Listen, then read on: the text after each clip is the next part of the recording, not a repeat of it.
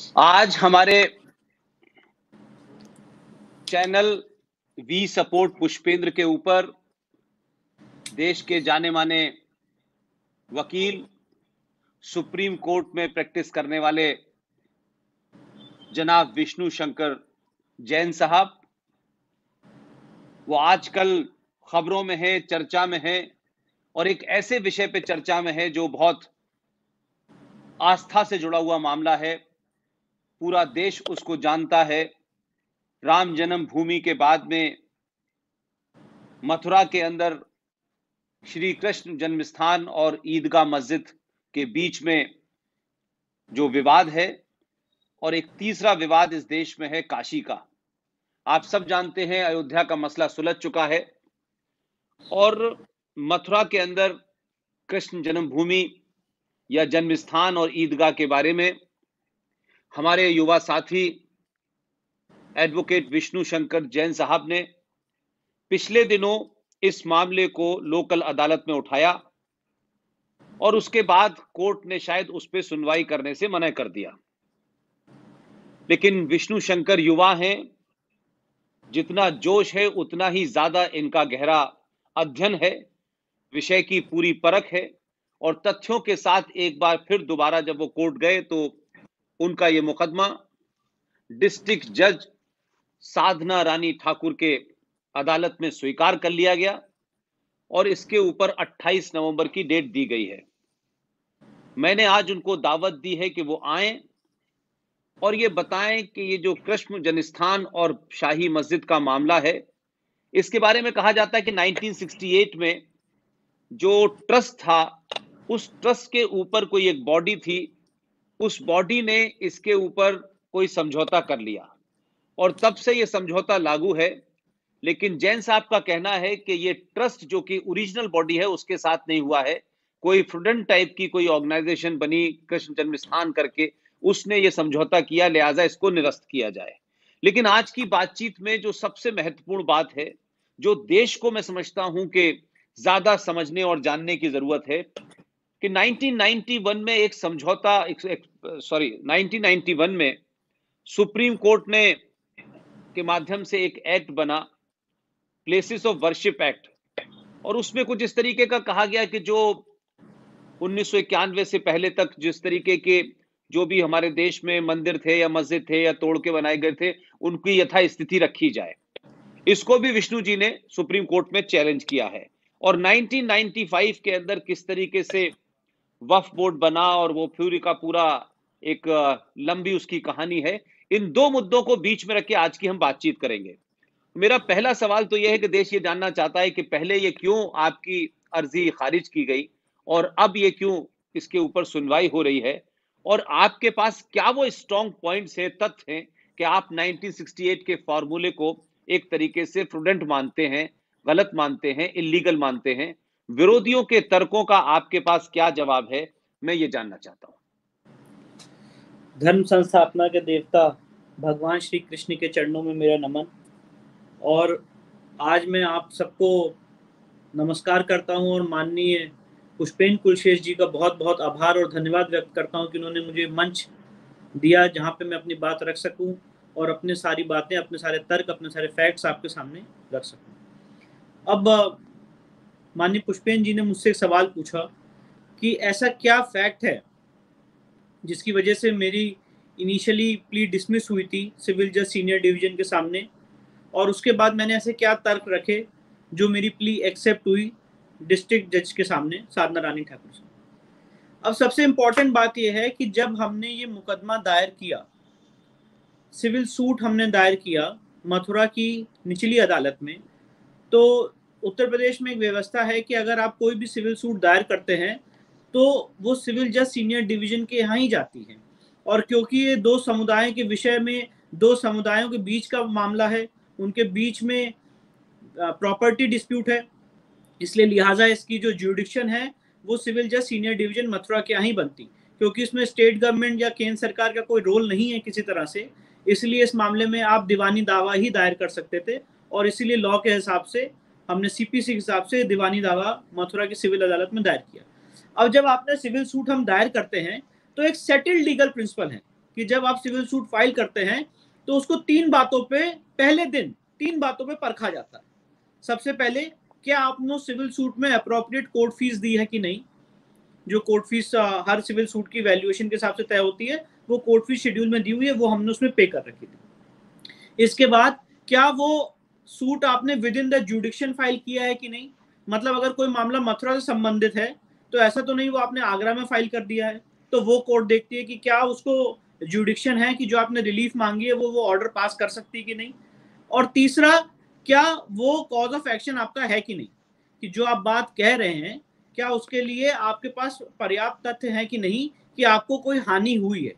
ये 3 मुख्य बातें सिविल सूट में फाइलिंग के दिन प्रथम दृष्टया पहली बहस में देखी जाती। अब आप जान के हैरान हो जाएंगे, और मैं यहाँ पे किसी व्यक्ति विशेष पे या न्यायालय पे टिप्पणी नहीं कर रहा हूं, पर फेयर क्रिटिसिज्म लॉ में हमारा राइट है, और वही बात मैं आपके सामने रखने आया हूं। जब हमने ये सिविल सूट दायर किया तो उस दिन हमें कहा गया कि ठीक है, हम इसको देखेंगे, अध्ययन करेंगे, उसके बाद आपको नेक्स्ट डेट देंगे जब आप आके इसमें अपनी बहस रखिएगा। उस दिन कोई सुनवाई हुई, पर उस दिन उसमें कोई डिटेल्ड ऑर्डर पास नहीं हुआ। जनरली आप सिविल सूट जब दायर करते हैं, किसी भी आप वकील से अक्रॉस द कंट्री पूछ लीजिए, तो civil suit as a matter of practice register होता है, और उसके बाद उसमें आगे इश्यूज फ्रेम होते हैं, अदर साइड को नोटिस समन्स जारी किए जाते हैं, वो आके अपना जवाब रखते हैं, वगैरह वगैरह। इस केस में जब हमने सिविल सूट दायर किया, क्योंकि मीडिया के द्वारा हाइप्ड मैटर था, तो उसको उस समय कोई ऑर्डर पास नहीं किया गया। उसके बाद एक ऑर्डर पास किया गया जिसमें यह लिखा गया कि आप सब लोग, और ये मैं कोर्ट का ऑर्डर बता रहा हूं, सिविल जज सीनियर डिवीजन महोदय का, कि आप सब लोग बाहरी हैं, जितने इस केस में जिन्होंने केस फाइल किया है ये मथुरा के रहने वाले नहीं हैं, तो आप कृपया करके आके एक्सप्लेन करें कि आपको ये दावा दायर करने का हक कैसे। अब जब हम लोग ने ये ऑर्डर सुना और पढ़ा तो हम लोग शॉक्ड हो गए, क्योंकि लॉ में प्रोविजन ये है कि कोई भी आदमी केस कहीं भी इंडिया की कोर्ट में दायर कर देता है, वो कहीं का भी हो ये मायने नहीं रखता है, वो कहीं का भी हो ये मायने नहीं रखता है, प्रॉपर्टी जहां पे है वहां पे केस दायर होना चाहिए ये मायने रखता है। अगर मथुरा की प्रॉपर्टी का डिस्प्यूट है, मैं मथुरा में केस दायर करूं ये इंपॉर्टेंट है, ना कि मैं दिल्ली से हूं ये इंपॉर्टेंट है। तो हम कोर्ट में गए, हमने इसमें डिटेल सबमिशन फाइल किया, और सुप्रीम कोर्ट के सारे जजमेंट्स दिखाए, ये बताते हुए कि इस केस में स्थिति ये है और इशू ये है कि जो कॉम्प्रोमाइज है 12 अक्टूबर 1968 का, वो फ्रॉड से ऑब्टेन किया गया है, वो गलत है। उसकी डिटेल अभी मैं आपको बताऊंगा कि वो कैसे गलत है, और इसीलिए हमने ये रिलीफ मांगी, हमने कोर्ट फीस दे रखी, हमारा जुडिक्शन है, और ट्रस्ट डीड में भी सारे लोग बाहरी थे, जो सोसाइटी थी उसमें सारे लोग बाहरी हैं, और भगवान जो है वो सबके हैं। तो आप ये नहीं कह सकते कि कोई आदमी दिल्ली में रहता है तो वो अपने भगवान के लिए केस दायर करने मथुरा में क्यों आ गया। ये सारी बातें हुई। उसके बाद 30 सितंबर को, जिस दिन राम जन्मभूमि के क्रिमिनल ट्रायल का फैसला था, उसी दिन इस मामले को लगाया गया और एक ऑर्डर पास किया गया। और आप ऑर्डर जान के शॉक हो जाएंगे, ऑर्डर में यह लिखा गया कि भक्त को केस फाइल करने का अधिकार नहीं है। अगर किसी भगवान की, सपोज करिए फॉर एग्जांपल रामेश्वरम की संपत्ति अगर गलत तरीके से वहां ट्रस्ट ने किसी को दे दी है, तो लॉ ये कहता है, सुप्रीम कोर्ट के 5 जजेस का जजमेंट ये कहता है कि आपको हक है कि आप उसको चैलेंज करें और उसको उस सिविल अदालत में चैलेंज कर सकते हैं। यहां सिविल जज ने ये कहा कि you do not have the right to sue, आपको केस दायर करने का हक नहीं है। और जो हमने भगवान को इसमें पार्टी बनाया था, श्री कृष्ण विराजमान, उनको भी कहा आपको भी हक नहीं। ये दोनों फाइंडिंग सुप्रीम कोर्ट के जजमेंट की विरुद्ध थी, और इसमें मीडिया ने गलत तरीके से, मैं उन लोगों का नाम नहीं लेना चाहता हूं, पर मैं आपके सामने बहुत स्पष्ट रूप से रखना चाहता हूं कि कुछ लोग जिनके अपने वेस्टेड इंटरेस्ट है, अपने एजेंडा हैं, उन्होंने एक खबर चला दी बिना कोर्ट का ऑर्डर देखे। आप इस बात को नोट करिए, बिना कोर्ट का ऑर्डर देखे खबर चला दी कि ये suit places of worship act 1991 की वजह से डिसमिस हो गया। कोर्ट ने अपने ऑर्डर में नहीं लिखा है कि वो प्लेसेस ऑफ वर्शिप एक्ट की वजह से खारिज कर रहे हैं।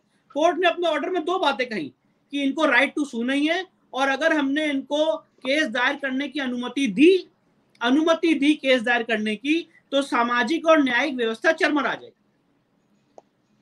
अब इस बात को हमने जिला जज महोदय के सामने चैलेंज किया फर्स्ट अपील में, ये कहा कि केस दायर करने से कभी सामाजिक व्यवस्था चरमराती नहीं है, केस दायर करने से समाज को आवाज मिलती है। एक संवैधानिक सेटअप में हम लोग सीए और एनआरसी की तरह सड़कों पे नहीं उतरे हैं, मीडिया की ओवी और बसेस नहीं चलाई हैं, हम अपना संवैधानिक अधिकार अडॉप्ट करके कोर्ट में आए हैं और अपनी बात कोर्ट में कह रहे हैं, तो कोर्ट में आने से कैसे कोई संवैधानिक व्यवस्था, सामाजिक व्यवस्था चरमरा जाएगी, और कोर्ट में आने से कैसे जुडिशियल व्यवस्था चरमरा जाएगी। अब देखिए आप, ये मैं आपको इसीलिए मैं लाया भी हूं, ये चाहें तो आप इसको देख सकते हैं, ये बुक है 2019 15 स्केल, ठीक है। सुप्रीम कोर्ट का जजमेंट है राम जन्मभूमि के केस में, जो 5 जजेस ने दिया है, और ये पैरा 344, मैं शायद यहाँ पे क्लैरिटी आएगी नहीं आएगी मुझे नहीं पता, पर पैरा 344 आप नोट कर लें। इसमें स्पष्ट रूप से लिखा है कि अगर भगवान की संपत्ति के साथ गलत तरीके से उसका एलिनिएशन हुआ है, अगर ट्रस्ट ने उसको गलत तरीके से या किसी भी व्यक्ति ने भगवान की संपत्ति किसी को दे दी है, तो भगवान को राइट है कोर्ट में आने का, डेटी को राइट है कोर्ट में आने का, वर्शिपर को राइट है कोर्ट में आने का। फॉर एग्जाम्पल, आज राम जन्मभूमि ट्रस्ट बना हुआ है, जैसा हम जानते हैं सुप्रीम कोर्ट के जजमेंट से। अब राम जन्मभूमि ट्रस्ट चाहे कि उस ट्रस्ट की एक भी इंच को किसी को दे दे, तो उनका हक नहीं है, और वो हम और श्री रामलला विराजमान खुद नेक्स्ट फ्रेंड के द्वारा कोर्ट में चैलेंज कर सकते हैं। ये मैं नहीं कह रहा हूं, ये सुप्रीम कोर्ट के 5 जजेस ने कहा है। इसीलिए इस लॉ को दिखाते हुए हमने जिला जज के सामने अपील की, और हमने कहा कि हमारे साथ सबसे बड़ा अन्याय हुआ है, जहां places of worship act in issue नहीं है, जहां उसकी कोई बात नहीं है, और जहां पे फाइंडिंग कोर्ट की लीगल से ज्यादा डिफरेंट फाइंडिंग है, ये कहते हुए कि आप अगर कोर्ट में केस दायर करेंगे तो सामाजिक व्यवस्था चरमरा जाएगी। तो जिसपे जिला जज महोदय ने हमारी अपील स्वीकार की। ट्रस्ट मस्जिद ईदगाह, सुन्नी सेंट्रल वक्फ बोर्ड, श्री राम जन्मभूमि ट्रस्ट, श्री कृष्ण जन्मस्थान सेवा संघ, इन चारों को नोटिस जारी किया है। अब इस मामले की सुनवाई 18 नवंबर को है। मूलतः बेसिकली हमारा केस क्या है, ये केस हमने क्यों दायर किया है? ये केस दायर करने का इंटेंशन ये नहीं है कि हम सामाजिक व्यवस्था को हिलाएं, ये केस दायर करने का ये इंटेंशन नहीं है कि हम समाज में विद्वेष या कोई बुरी भावना पैदा करें। ये केस दायर करने का इंटेंशन ये है कि जो मैं आपको फैक्ट्स बताने जा रहा हूं, अगर आप उस फैक्ट्स को ध्यान से अध्ययन करेंगे तो आपके ज्ञान में आएगा, आपकी नॉलेज में आएगा कि ये सबसे बड़ा फ्रॉड, सबसे बड़ी कॉन्स्पिरेसी भगवान कृष्ण के साथ कुछ लोगों ने की है। अब कुछ बिंदु आपको सामने बताता हूं बहुत शॉर्ट में, और वो ऐसे हैं कि ये जो पूरी संपत्ति थी 13.37 एकड़ लैंड है, जो आज से नहीं हजारों सालों से हिंदू विश्वास करते हैं कि भगवान कृष्ण का जन्म यहीं हुआ, वो यहीं पे अवतरित हुए। कंस का कारागार भी आज भी वहीं पे है, और जब इसकी आगे चल के आर्कियोलॉजिकल सर्वे द्वारा खुदाई होगी तो वो सारी चीजें मिलेंगी। ये हमारा और सारे हिंदू समाज का ये विश्वास है, फेथ है। अब 1669 में, ये डेट बहुत इंपॉर्टेंट है, नोट कर लीजिए, मैंने अपने सूट में इसको लगाई भी है। 1669 में औरंगजेब को ये मंदिर बहुत आंखों में खलती थी, जो राजा वीर सिंह बुंदेला ने 1618 में मंदिर बनवाई थी, 33 लाख रुपए की कॉस्ट से। ये ऑन रिकॉर्ड है। जितनी बातें मैं आपको यहाँ पे बोल रहा हूँ, कोई बात किसी किताब से पढ़ी हुई नहीं बोल रहा हूँ, ये सारी बातें लीगल हिस्ट्री है इस केस की, जो पहले के एफिडेविट्स, जो पहले के हलफनामे, जो पहले के लीगल रिकॉर्ड्स हैं, 10 राउंड ऑफ लिटिगेशन हुआ इस केस में, वहां से बता रहा हूं। 1618 में राजा वीर सिंह बुंदेला ने इस मंदिर को 33 लाख रुपए की कॉस्ट से बनवाया था। उसके पहले भी इस मंदिर को काफी बार गजनवी गौरी द्वारा तोड़ा जा चुका है, लूटा जा चुका है। अंत में 1618 में राजा वीर सिंह बुंदेला ने इसको 33 लाख की कॉस्ट से बनवाया था, उस जमाने की 33 लाख। और ये भव्य मंदिर था जिसकी चमक आगरा से भी दिखती थी। और जब औरंगजेब के अंडर आगरा और मथुरा आया तो उसको ये मंदिर आंखों में उसकी चमक बहुत अखड़ती थी, और उसने एक फरमान जारी किया, और वो फरमान महान हिस्टोरियन जदुनाथ सरकार ने पर्शियन से इंग्लिश में ट्रांसलेट किया, वो मैंने अपने सूट में लगाया है। और उस फरमान में क्या कहा है? जाओ जाके मथुरा की उस मंदिर को तोड़ो। मथुरा काशी दोनों के लिए लिखा है, वो सेम फरमान से तोड़ा गया है। एक ही फरमान में दोनों मंदिरों के ऑर्डर हैं, मथुरा और काशी के। जाओ जाके और जो मथुरा के लिए लिखा है वो मैं आपको बता रहा हूं, जाओ जाके मथुरा की मंदिर को तोड़ो और उसकी मूर्तियां आगरा की जहनारा मस्जिद में रख दो, सीढ़ियों के नीचे दबा के, कि जब वो नमाज पढ़ने जाए तो उसको कुचलते हुए जाएं। ये बात मैंने नहीं कही है, ये औरंगजेब ने अपने फरमान में कही है। जदुनाथ सरकार ने इसको पर्शियन से इंग्लिश में ट्रांसलेट किया है, और फरमान की ओरिजिनल कॉपी आज भी बीकानेर के म्यूजियम में है। इसके बाद 5 अप्रैल 1770 में मराठा है, मराठाओं ने उस जगह को जीता बैटल ऑफ गोवर्धन में। पूरी संपत्ति मथुरा की नजूल लैंड या मराठा सरकार की, मराठा हुकूमत की घोषित कर दी गई। 1803 में ब्रिटिशर्स आए, ब्रिटिशर्स की हुकूमत होगी ईस्ट इंडिया कंपनी की, क्योंकि ये जगह हमारे लिए बहुत इंपॉर्टेंट थी। 1815 में राजा पट्नीमल जो बनारस के हैं, जो भी बाहरी हैं, राजा पट्नीमल ने ये संपत्ति 1815 में ब्रिटिश सरकार से पब्लिक ऑक्शन में बकायदा पैसा देके खरीदी 1815 में। और उसके बाद उनके पास इतनी क्षमता नहीं थी कि वो उसमें भव्य मंदिर बना सके। उनके लीगल हेयर्स, उनके जो पौत्र हैं राय किशन दास, उन्होंने इसको 8 फरवरी 1944 को बेच दिया। किसको बेच दिया? पंडित मदन मोहन मालवीय जी को बेच दिया कि आप इसमें भव्य मंदिर बनाएं, हमारे पास इतने पैसे नहीं है कि हम यहाँ पे मंदिर बना सकें। तो पंडित मदन मोहन मालवीय उस समय इस देश के सर्वमान्य लीडर थे और उनको दिया गया कि आप इसका जीर्णोद्धार करें और यहाँ पे एक भव्य मंदिर बनाया जाए। 8 फरवरी 1944 पंडित जी का निधन हो गया 1946 में। और 1951 में 21 फरवरी 1951, ये डेट्स बहुत इंपॉर्टेंट हैं, 21 फरवरी 1951 को एक ट्रस्ट बना और उस ट्रस्ट का नाम क्या था? श्री कृष्ण जन्मभूमि ट्रस्ट। और उस ट्रस्ट की ट्रस्ट डीड में लिखा हुआ है कि पंडित मदन मोहन मालवीय जी के सपनों को पूरा करने के लिए, हिंदू जनता की सपनों को पूरा करने के लिए, और लोगों को ये विश्वास है कि भगवान का जन्म यही हुआ, यही स्थान है जहां भगवान अवतरित हुए, यही वो कारागार है जहां भगवान अवतरित हुए, इसलिए यहाँ पे हम भव्य मंदिर का निर्माण करेंगे और लोगों से लोहा लेंगे, लोगों से चंदा लेंगे 13.37 एकड़ लैंड का। अब आप इस चीज को समझिए। और 8 फरवरी 1944 की जो मैंने सेल डीड आपको बताई, ये सेल डीड का पैसा 13,400 रुपए जुगल किशोर बिरला जी ने दिया था राजा पट्नीमल के हेयर्स को, क्योंकि उस समय उनके पास कुछ कर्जा था 13,400 रुपए। तो इसीलिए वही कीमत डिसाइड की गई कि उन्होंने कहा हमें इसके लिए कोई पैसा नहीं चाहिए, पर हमारे पर कुछ कर्जा है तो उसको चुकाने के लिए हमें 13,400 रुपए चाहिए, जो जुगल किशोर बिरला जी ने दिया। उसके बाद ये संपत्ति पूरी ट्रस्ट में विहीन हो गई, ट्रस्ट में वेस्ट कर गई। अब इसके बीच में 10 राउंड ऑफ लिटिगेशन हुए हैं। 1875 में 6 सूट फाइल हुए मुस्लिम द्वारा, जो वो हार गए। 1920 में 1920 में, अब ये देखिए ये आज का केस नहीं है और इसीलिए मैं ये लोगों के सामने लाना चाहता हूं। 1920 में इस मामले को लेके केस दायर हुआ मथुरा की दीवानी अदालत में मुसलमानों द्वारा कि यहाँ पे हिंदुओं ने हमारी प्रॉपर्टी जो है वो ले ली है, ये संपत्ति हमारी, जिसमें वो हार गए। फर्स्ट अपील में हार गए, हाई कोर्ट से हार गए 1935 तक। और उसके बाद सबसे इंपॉर्टेंट और सबसे क्रूशियल बात, जब ये सेल डीड हुई 8 फरवरी 1944 को, उसके बाद उन्होंने एक सूट दायर किया कि ये सेल डीड गलत है, इसको रिजेक्ट किया जाए। 1946 में सूट दायर किया और 1953 में वो हार गए। कोर्ट ने कहा नहीं, ये राजा पट्नीमल की स्वामित्व की संपत्ति है, उन्हीं के लीगल हेयर्स की संपत्ति है और इसीलिए ये जो सेल डीड हुई है वैलिड है। और वो वहां पे हार गया। उसके बाद उन्होंने हाई कोर्ट, सुप्रीम कोर्ट में कोई अपील नहीं की, मामला वहीं पे फाइनल हो गया। अब ये पूरा डिस्प्यूट कहां से अराइज हुआ?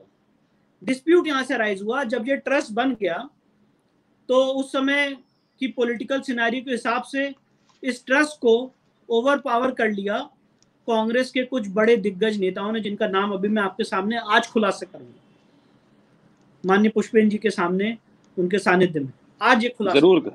जरूर करिए जी। तो 1964 में, जैसे आपको मैंने बताया 1951 में ट्रस्ट बना, 1958 में ये ट्रस्ट वर्चुअली डिफंक्ट हो गया और वो ज्यादा काम नहीं कर रहा था। और उसी समय एक सोसाइटी का जन्म हुआ और उस सोसाइटी का नाम था श्री कृष्ण जन्मस्थान सेवा संघ। दो बातें प्लीज इसको मार्क करिए, श्री कृष्ण जन्मभूमि ट्रस्ट और श्री कृष्ण जन्मस्थान सेवा संघ, दो अलग अलग है। जो प्रॉपर्टी जिनको दी गई वो थी श्री कृष्ण जन्मभूमि ट्रस्ट और ये डिफंक्ट हो गई 1958 में और एक सोसाइटी बन गई जिसका नाम है श्री कृष्ण जन्मस्थान सेवा संघ।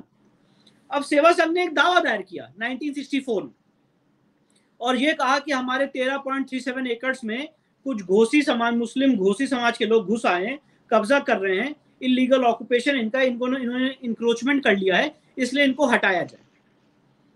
और 12 अक्टूबर 1968 को उन्होंने ट्रस्ट मस्जिद ईदगाह से एक समझौता किया और उन्होंने कहा कि जितनी प्रॉपर्टी आपने इंक्रोच कर ली है उसके लिए हम कॉम्प्रोमाइज कर रहे हैं, हमें उस पर कोई क्लेम नहीं है। और यही बात ओवैसी और जितने लीडर से कह रहे हैं कि इस मामले में तो कॉम्प्रोमाइज ऑलरेडी हो चुका है, ये तो मामला खत्म हो गया, ऑलरेडी सेटल हो गया, कॉम्प्रोमाइज हो गया है। पर ये देखिए आप, आज मैं वो कॉम्प्रोमाइज डिक्री दिखा रहा हूं आपको, जिस कॉम्प्रोमाइज के आधार पे कोर्ट ने डिक्री पास की 1973 में। इसको जरा देखिए, ये देखिए, ये मैं आपको दिखा रहा हूं। अब इसमें क्या लिखा है, श्री कृष्ण जन्मस्थान सेवा संघ मथुरा ऑल्सो नोन एज, देखिए कैसे कोर्ट को गुमराह किया गया और कैसे फ्रॉड हुआ है हिंदू समाज के साथ, और आज हम वो बातें कह रहे हैं तो हमें कम्युनल बोला जा रहा है। श्री कृष्ण जन्मस्थान सेवा संघ मथुरा ऑल्सो नोन एज, ये 3 वर्ड बहुत मार्क करिए, also known as Shri Krishna Janmabhoomi trust Mathura. Yes, मतलब ये मुकदमा दायर किया था श्री कृष्ण जन्मस्थान सेवा संघ मथुरा ने, और अपने जब मुकदमा दायर किया तो लिखा कि हम ही ट्रस्ट हैं, हमें ही ट्रस्ट माना जाता है।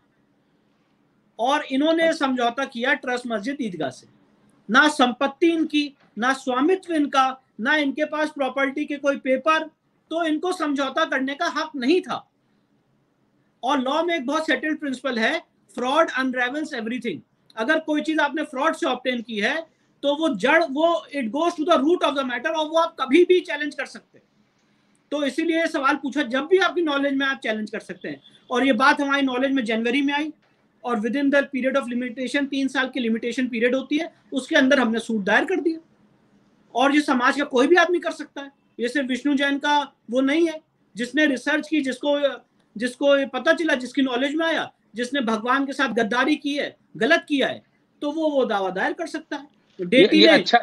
ये अच्छा किया कि आपने इसको कर लिया, नहीं फिर कुछ नए गद्दार इस सेवा संघ की तरह नए न पैदा हो जाते, क्योंकि हमारे यहाँ बहुत सारे लोग ऐसे हैं जो ये सब काम करते रहे। इसलिए I am grateful and thankful कि आप सही आदमी ने सही मुद्दे को सही तरह उठाया, और आपकी नीयत भी साफ है, आपकी इंटेंशन भी साफ है, और आपका कोई निजी स्वार्थ नहीं है। ये बहुत बड़ी बात है। प्लीज अपनी बात कहिए।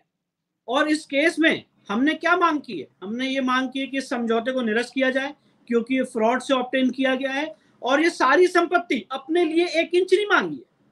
हमने कहा ये सारी संपत्ति ट्रस्ट को दे दे, हमें नहीं चाहिए। ये सारी संपत्ति आप भगवान का जो ट्रस्ट बना हुआ है, जो पंडित मदन मोहन मालवीय जी के सपनों को पूरा करने के लिए ट्रस्ट बना था, उन्हीं को दे दे, और उस पर फ्रेश स्कीम ऑफ एडमिनिस्ट्रेशन बनेगा, जिसके बाद ये ट्रस्ट फंक्शन करेगा। और ये जो यहाँ पे इलीगल मस्जिद बनी है इस फेक समझौते के आधार पे, इसको हटाने का आदेश पारित किया जाए। अब ये समझौता किसने किया था? वो 2 नाम, वो 2 बड़े दिग्गज नाम कौन थे? श्री एम अनंत संयम अयंगार, श्री एम अनंतयानम अयंगार, ये गवर्नर थे बिहार के, और श्री द्वारका प्रसाद मिश्रा चीफ मिनिस्टर थे मध्य प्रदेश के। ये दोनों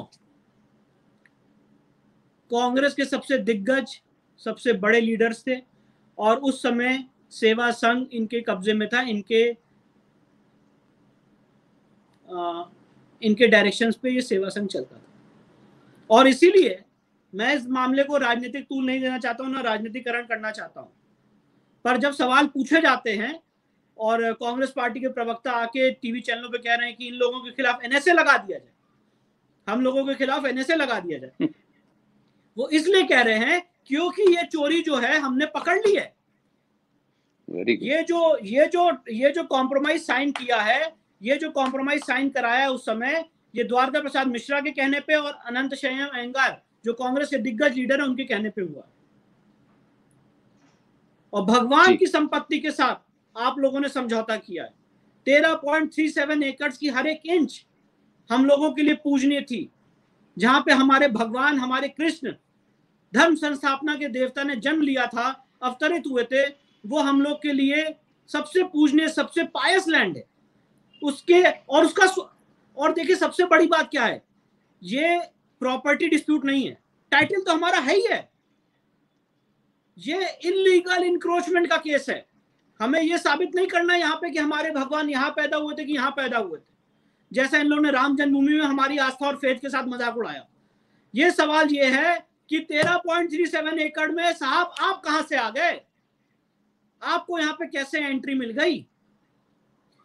1920 के जजमेंट में, जो अभी मैंने आपको 1920 का जजमेंट का हवाला दिया, उस जजमेंट में स्पष्ट रूप से लिखा हुआ है कि मराठा यहाँ पे आए थे, इनको इन्होंने निकाल दिया यहाँ से और 100 साल तक इनका कोई अस्तित्व नहीं रहा।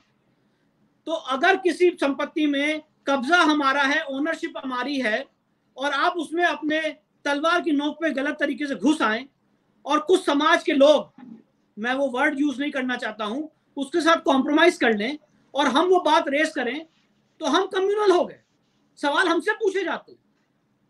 बहरहाल तो ये एक बात है। अब इस मामले में प्लेसेस ऑफ वर्शिप एक्ट का किसी भी तरह से कोई रोल नहीं, क्योंकि अगर आप वहां पे जाएंगे, आज की डेट में भी आप वहां पे जाएंगे, और मैं वहां पे जब हमारा केस एडमिट हुआ था, वहां पे मैं गया था, जो ट्रस्ट के इस समय पदाधिकारी गोपेश्वर जी, उन्होंने मुझे अपने आंखों से खुद दिखाया। और प्लीज आप सब जाके देखें, जो स्ट्रक्चर आज खड़ा हुआ है वो 1618 का, जहां पे जन्म स्थान बना हुआ है, तो उसकी जो कॉरिडोर्स हैं, उसकी जो नींव है, उसकी जो फाउंडेशन है, वो 1618 का ही स्ट्रक्चर है जो राजा बीर सिंह बुंदेला ने बनवाया था। और जो सो कॉल्ड मस्जिद है, ये कोई फ्रेश कंस्ट्रक्शन नहीं है सर, ये वही फाउंडेशन है जो 1618 में राजा बीर सिंह बुंदेला ने बनवाई हुई थी। आज भी जब इसकी कार्बन डेटिंग होगी, एएसआई इसकी खुदाई करेगा, एएसआई इसकी जांच करेगा, तो वो मॉन्यूमेंट, वो स्ट्रक्चर एक एक इंच उसकी बोलेगी कि ये जमीन मंदिर की है और ये सारी संपत्ति मंदिर की है, इसमें किसी भी तरह का कोई फ्रेश कंस्ट्रक्शन नहीं हुआ, कोई नई न्यू नहीं रखी गई, वही न्यू चली आ रही है, वही फाउंडेशन चला आ रहा है। और ये बात मुझे वहां के ट्रस्टी ने खुद स्वयं बताई। तो अब सवाल ये उठता है, जी सर, आप कुछ क्या पूछने? आपने कहा कि 1991 के प्लेसेस ऑफ वर्शिप एक्ट का जो नरसिम्हा राव के दौर में बना था, इसका जिक्र करने का मतलब क्या है? ये क्यों बना था और इसकी कट लाइन क्या है, और क्यों ये यहाँ एप्लीकेबल नहीं है, और किस लिए बनाया गया, किन हालातों में बनाया गया, इस पे आप जरा सा देश को बताएं। जी देखिए, प्लेसेस ऑफ वर्शिप एक्ट 1991 मुझे लगता है इस देश की इंडिपेंडेंट इंडिया में वो ऐसा काला कानून है जो इस देश के समाज के, इस देश के लोगों की आवाज घोटने का काम करता है। और ऐसा मैं क्यों कह रहा हूं, इस एक्ट का अगर कोई भी अध्ययन करेगा, सेक्शन 4 सब क्लॉज 2 का, तो वो ये कहता है कि जो 15 अगस्त 1947 को किसी भी रिलीजियस कैरेक्टर की, किसी भी रिलीजियस प्लेस की स्थिति थी, वो वैसे ही रहेगी, और अगर उसको चेंज करने के लिए कोई केस दायर हुआ है तो वो केस निरस्त हो जाएगा, automatic, bye operation of law, bye operation of parliament. मतलब अगर फॉर एग्जांपल कोई संपत्ति मंदिर की थी 15 अगस्त 1947 से पहले, जिसको तोड़ के मस्जिद में कन्वर्ट कर दिया गया है, और मैंने उसके लिए अगर कोई दीवानी दावा दायर किया है, तो वो दीवानी दावा नहीं चलेगा, खत्म हो जाएगा वो। और 15 अगस्त 1947 के बाद अगर कोई संपत्ति वैसी थी और उसके लिए मैं दीवानी दावा दायर करता हूं, तो वो भी नहीं चलेगा। तो सवाल ये है, जो इस देश का रक्त रंजित इतिहास है, 10,000 मंदिरें तोड़ी गई, 3,000 मंदिरें तोड़ी गई, मैं उन आंकड़ों में नहीं जाना चाहता हूं। अगर जो हिस्टोरिकल रॉन्ग हुआ है और उसको रेक्टिफाई करने के लिए जब सोमनाथ मंदिर रेस्टोर हो सकता है, राम जन्मभूमि में रेस्टोर हो सकता है, तो बाकी मंदिरें क्यों नहीं रेस्टोर हो सकती है? और उनके लिए लोग अपनी लीगल आवाज कोर्ट में नहीं उठा सकते? आप देखिए इस बात को, ये कितनी बड़ी बात है कि आपने कह दिया कि आप कोर्ट नहीं जा सकते, अपनी लीगल आवाज उठाने के लिए आप कोर्ट नहीं जा सकते। मध्य प्रदेश में भोजशाला है, जौनपुर में अटाला मस्जिद है, लखनऊ में लखनपुरी भगवान लक्ष्मण की मंदिर है। ऐसी कितनी मंदिरें हैं जिसको 15 अगस्त 1947 से पहले तोड़ के मस्जिद में कन्वर्ट कर दिया गया। और हम चाहें कि हम सड़कों पे ना उतरे, हम चाहें हम आंदोलन ना करें, ये बात कोर्ट में करें अपने लॉयर के थ्रू, तो आप नहीं कर सकते। प्लेसेस ऑफ वर्शिप एक्ट 1991 इसको पार करता है, और इसकी कॉन्स्टिट्यूशनल वैलिडिटी मैंने सुप्रीम कोर्ट में इसको चैलेंज किया है। और चैलेंज क्यों किया है? अब दो बातें हैं। प्लेसेस ऑफ वर्शिप एक्ट पहली बात तो यहाँ अप्लाई नहीं करता, जैसा मैंने आपको बताया, क्योंकि हम 12 अक्टूबर 1968 के समझौते की निरस्त करने की मांग कर रहे हैं। अब अगर प्लेसेस ऑफ वर्शिप एक्ट को मान भी ले, फॉर एग्जाम्पल ओवैसी साहब और जितने मुस्लिम लीडरान ने उनका आर्गुमेंट मान भी लें कि प्लेसेस ऑफ वर्शिप एक्ट है, तो मेरा कहना यह है कि ये कॉन्स्टिट्यूशनली इनवैलिड है, क्योंकि आप हमें तो कोई राइट देते नहीं है कि हम अपने मंदिर के लिए, अपने देवता के लिए, जिसको गलत ढंग से कन्वर्ट करके उसका रिलीजियस कैरेक्टर कन्वर्ट कर दिया गया, उसके लिए हम कोर्ट में जा सकें, केस दायर कर सकें। ये अधिकार हमको नहीं है। और उसके अलहदा, उसके ऑपोजिट वक्फ एक्ट 1995 में आपको सारे अधिकार दिए हुए हैं, और इसीलिए वक्फ एक्ट 1995 जहां पे बहुत इंपॉर्टेंट है, वक्फ एक्ट 1995 में आपको सारे अधिकार हैं। और सेक्शन 40 में आप किसी भी संपत्ति को वक्फ संपत्ति घोषित कर सकते हैं, इंक्लूडिंग सोसाइटी की संपत्ति, इंक्लूडिंग ट्रस्ट की संपत्ति। और आपको जान के आप शौक होंगे, ताजमहल को वक्फ बोर्ड वक्फ संपत्ति घोषित कर चुका है, और उसके अगेंस्ट एएसआई इस समय अपील में गई हुई, सुप्रीम कोर्ट में वो मामला पेंडिंग है। तो आप चाहे किसी भी संपत्ति को वक्फ संपत्ति घोषित कर दें, और उसके लिए एक लिटिगेशन रहे, उसके लिए एक लीगल प्रोसेस रहेगा, हाई कोर्ट, सुप्रीम कोर्ट आपके लिए बने हुए हैं, और हम दावा तक नहीं दायर कर सकते हैं। ये इस देश के पार्लियामेंट का सबसे बड़ा लीगल स्कैम है। ये बात मैं as lawyer of the Supreme Court आपके सामने कहना चाहता हूं, as citizen of this country कहना चाहता हूं। कोई सीएनआरसी की तरह नहीं उतरा सड़कों पे, कोई दंगे नहीं हुए, कोई ब्लडशेड नहीं हुआ। आज एक सीएनआरसी का कानून आ गया, इन लोगों ने पूरा देश और सबको शाहीन बाग बना दिया, सबको सर पे बवाल मचा दिया। और यहाँ पे दो एक्ट जो हम लोग की धार्मिक भावनाओं के साथ खिलवाड़ करते हैं, हम लोग की आवाज को दबाते हैं, उसके लिए आप आवाज तक नहीं उठा सकते हैं, ऐसा कानून बना है, और हम सब चुप हैं। और जो अगर उसके लिए आवाज उठाता है तो वो कम्युनल हो जाता है। तो अगर ऐसी बात है तो मैं हूं कम्युनल, मुझे कोई दिक्कत नहीं है कम्युनल कहलाने में या जो भी टैग कहलाने में। अब सवाल क्या है? अब सबके सामने सवाल ये है, प्लेसेस ऑफ वर्शिप एक्ट 1991 कैसे अनकॉन्स्टिट्यूशनल है, कैसे गलत है, और वक्फ एक्ट 1995 कैसे गलत है। और कांग्रेस गवर्नमेंट ने, नरसिम्हा राव सरकार ने, ये 4 साल के स्पैन में आप देखिए कैसे ये काले कानून बनाए हैं। और ये आज मैं आपके सामने उजागर करना चाहता हूँ, वक्फ एक्ट के कुछ प्रोविजन आपके सामने लाना चाहता हूँ, और उसका प्लीज उसको जरा आप देखिए और उसको अध्ययन करिएगा, आपको समझ में आएगा कि कैसे ये लैंड जिहाद से भी बड़ा ये पार्लियामेंट जिहाद है। इस देश की संसद ने ऐसा कानून पास कैसे किया है, जब मैं आपको प्रोविजन बताऊंगा आप देख के शॉक हो जाएंगे। अब वक्फ एक्ट 1995 की कुछ हिस्ट्री है। सबसे पहले वक्फ एक्ट आया था, वक्फ एक्ट 1923। इसमें वक्फ बोर्ड को कोई भी स्पेशल पावर नहीं दी हुई थी। वक्फ एक्ट 1923, कोई इसमें कोई दिक्कत नहीं थी, हमें भी कोई इसमें आपत्ति नहीं है। इसके बाद भारत की सरकार ने सबसे पहला वक्फ एक्ट पास किया, जिसे कहते हैं वक्फ एक्ट 1954। और इसको आप अगर कंपेयर करेंगे वक्फ एक्ट 1923 से, तो ये टोटल रिवर्स है, इसमें इनको काफी पावर्स दे दी गई। इसका अमेंडमेंट हुआ 1984 में, राजीव गांधी की सरकार में इनकी पावर्स बढ़ाई गई। 1995 में नया वक्फ एक्ट लाया गया, जिसमें बहुत ज्यादा पावर्स दे दी गई। और 2013 में श्रीमान मनमोहन सिंह की सरकार ने इसमें बहुत अमूल चूल परिवर्तन किए और ऐसी पावर्स दे दी, जैसा कि मैंने आपको बताया सेक्शन 40 में किसी भी संपत्ति को वक्फ संपत्ति घोषित किया जा सकता। अब वक्फ एक्ट का अगर अध्ययन किया जाए तो कुछ प्रोविजंस आपको बताता हूं, और आप जान के इसको शॉक हो जाएंगे। सबसे पहला प्रोविजन सेक्शन 4, 5, 6 और 7 वक्फ एक्ट 1995 का। अब इसमें यह प्रावधान है कि जो भी संपत्ति वक्फ संपत्ति है, उसका गवर्नमेंट, राज्य सरकार सर्वे करेगी, और उस सर्वे का खर्चा राज्य सरकार वहन करेगी।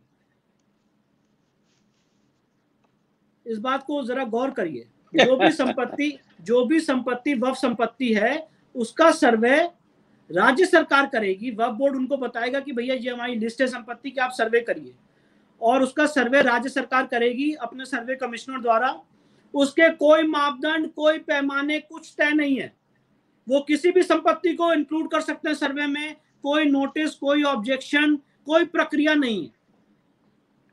और जब वो संपत्ति सर्वे कमिश्नर उसका सर्वे कर लेगा, उसका खर्चा राज्य सरकार वहन करेगी और वो उसके बाद वक्फ बोर्ड को नोटिफाई करेगी कि साहब हमने सर्वे कर लिया आपके आदेश को अनुपालन में, तो वक्फ बोर्ड उसको वक्फ संपत्ति घोषित करेगा।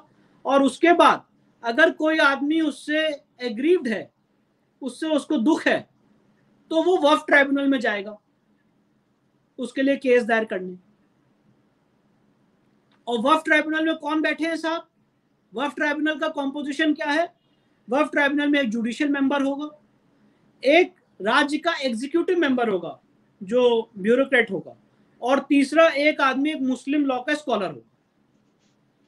एक्चुअली जब वक्फ एक्ट की कल्पना की गई थी पहले, तो ये मुस्लिम्स के इंटरसी डिस्प्यूट के लिए था कि अगर कोई आदमी वक्फ लॉ का मुल्ला का वक्फ लॉ सुप्रीम कोर्ट द्वारा ऑथोराइज वक्फ लॉ है, और उसमें यह है कि अगर कोई आदमी अपनी संपत्ति जो उसने अपने लाइफ टाइम में अचीव की है, कमाई है, अगर वो चाहे उसको अल्लाह को डेडिकेट करना, डोनेट करना, तो वो उसको डोनेट कर सकता है। और उसके मैनेजमेंट के लिए वक्फ एक्ट बना था।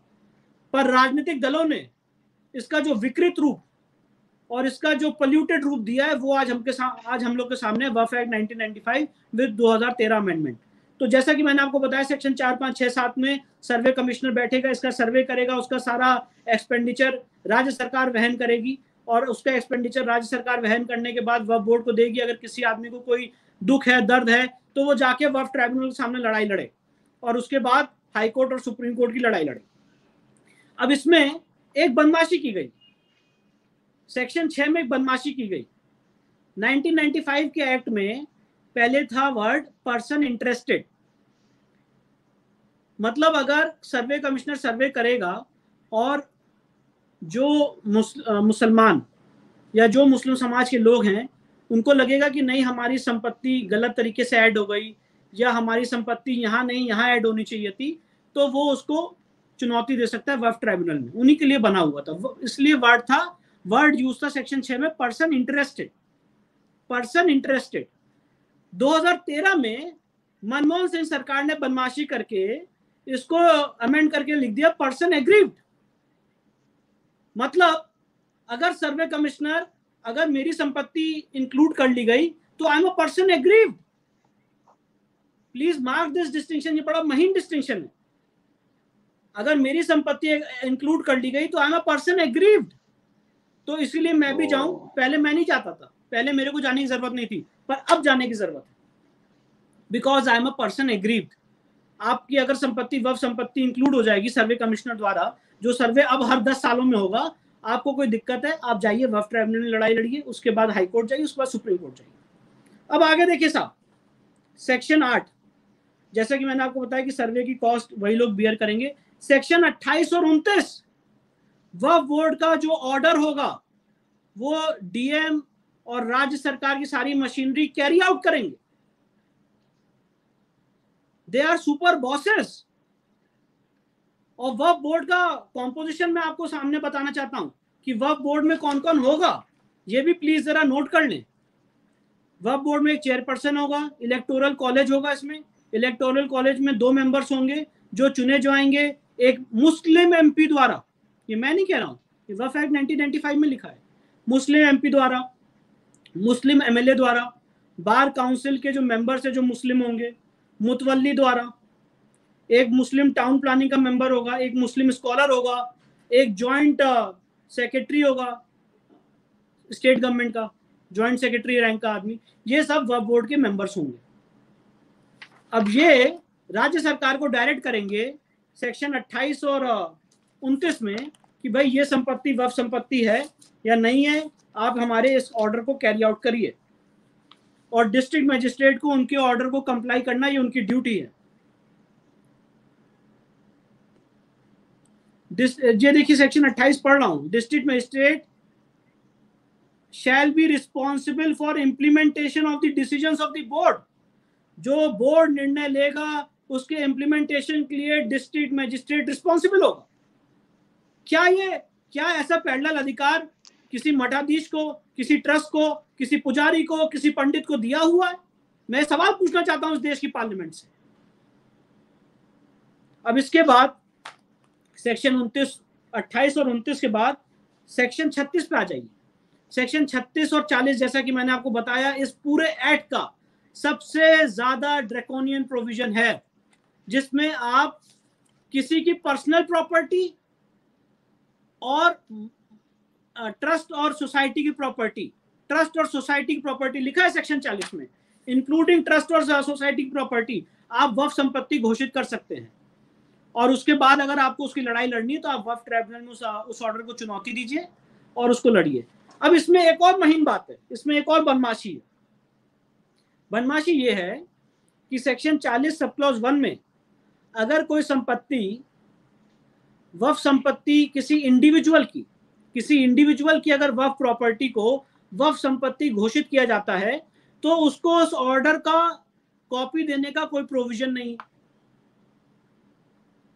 मतलब अगर मेरी कोई इंडिविजुअल जमीन है गांव में और वो वक्फ संपत्ति घोषित हो जाती तो मुझे पता भी नहीं चलेगा, उसकी ऑर्डर की कॉपी देने का कोई प्रोविजन नहीं। और जो मियाद है जिसके अगेंस्ट आपको जनरली 3 साल की मियाद होती है, 3 साल की मियाद होती है, और 3 साल के अंदर अगर आपने ऑर्डर नहीं चैलेंज किया तो ऑर्डर फाइनल हो गया। तो ऐसे करके वक्फ बोर्ड ने रेलवे और डिफेंस के बाद इस समय 3rd नंबर पे प्रॉपर्टी वक्फ की है। They are the 3rd largest property in the country. और ये बात मैं नहीं कह रहा हूं, ये मेरे आंकड़े नहीं है, विष्णु शंकर जैन के आंकड़े नहीं है, ये आंध्र प्रदेश हाईकोर्ट ने एसोसिएशन ऑफ आंध्र प्रदेश सैफा नजीम versus union of India 2009 supreme court page 686 में लिखा हुआ है। ये उनके आंकड़े हैं, ये हाई कोर्ट के आंकड़े हैं साहब, कि इस समय 3 लाख वक्फ संपत्ति हैं, 4 लाख एकड़ जो लैंड है वो वक्फ की है। रेलवे और डिफेंस के बाद ये तीसरे नंबर पे आते हैं। और सुनिए, एक वो बना हुआ है वक्फ मैनेजमेंट सिस्टम ऑफ इंडिया, जिसमें सारे आंकड़े दिए हुए हैं, वेबसाइट पे हैं। इसमें 6,59,877 प्रॉपर्टी आज तक वक्फ संपत्ति घोषित की जा चुकी है, और ये मिनिस्टर ऑफ माइनॉरिटी अफेयर्स में है। अब ये आपने देखा सेक्शन 40 तक मैंने आपको बताया।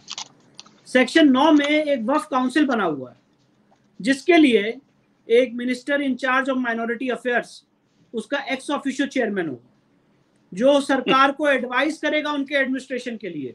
अरे साहब, हमारे लिए तो ऐसा कुछ नहीं है, मंदिर मठ की संपत्ति के लिए ऐसा कोई प्रोविजन नहीं। उल्टा अगर हमारी संपत्ति लूट भी जाए तो प्लेसेस ऑफ वर्शिप एक्ट की वजह से हम केस भी नहीं दायर कर सकते। और उधर सारी संपत्तियों के मैनेजमेंट के लिए उनके लिए स्पेशल मिनिस्टर बैठे हुए हैं, जो उनकी संपत्ति के लिए सरकार को एडवाइस करेंगे। उनके लिए वक्फ बोर्ड बैठा हुआ है, उनके लिए वक्फ ट्राइब्यूनल बैठा हुआ है, उनके लिए डीएम एसएसपी सारे सरकारी तंत्र बैठे हुए हैं जो उनके ऑर्डर को इम्प्लीमेंट करेंगे। ये व्यवस्था एक्ट में है, ये पार्लियामेंट ने एक्ट पास किया और आज भी ये एक्ट इन ऑपरेशन है और उसका पूरी तरह से उपयोग किया जा रहा है। अब आगे देखिए, ये तो शरिया से ज्यादा खतरनाक है। शरिया से ज्यादा खतरनाक कानून है, बिल्कुल सही कहा आपने। और हम जो ये कहते हैं ना कि क्या अक़लियती जमात इस देश में सेकंड ग्रेड सिटीजन हो गए, तो सेकंड ग्रेड सिटीजन तो आपने हमें बना दिया कि आप हमारी संपत्ति को वक्फ संपत्ति घोषित कर देंगे। आपको लगेगा कोई मंदिर की संपत्ति वक्फ प्रॉपर्टी आप घोषित कर देंगे, हम आके आपके सामने लड़ाई लड़ेंगे, उसके बाद हाई कोर्ट जाएंगे, सुप्रीम कोर्ट जाएंगे। और अगर हमारी संपत्ति ऑन दी अदर हैंड अगर कन्वर्ट कर दी गई है, तोड़ दी गई है, तो आप आवाज तक नहीं उठा सकते हैं, चू तक नहीं कर सकते हैं, कोर्ट में केस भी नहीं दायर कर सकते। ये इस देश का काला कानून है। और क्यों आज तक कोई एमपी, कोई एमएलए, कोई राजनीतिक दल इसमें चुप्पी साधे हुए है, ये एक सबसे बड़ी शॉकिंग बात है। और मुझे लगता है कभी हमारे नॉलेजेबल पुष्पेन जी जाएंगे तो शायद ये सवाल हम लोग की आवाज बनके इस देश के संसद में, इस देश के लीडरानों से पूछेंगे कि साहब बताइए कि ये चल क्या रहा है, ये हो क्या रहा है। अब आगे देखिए, सेक्शन 52 और 54 वक्फ एक्ट का, जो संपत्ति में वक्फ संपत्ति घोषित हो जाएगी। अब आप देखिए कैसे, मतलब आप शॉक हो जाएंगे। जो संपत्ति वक्फ संपत्ति घोषित हो जाएगी उसमें जो लोग बैठे हैं उनको इंक्रोचर माना जाएगा। और वह बोर्ड ऑर्डर करेगा कलेक्टर को कि उनको हटाया जाए, and collector is bound to carry out their order.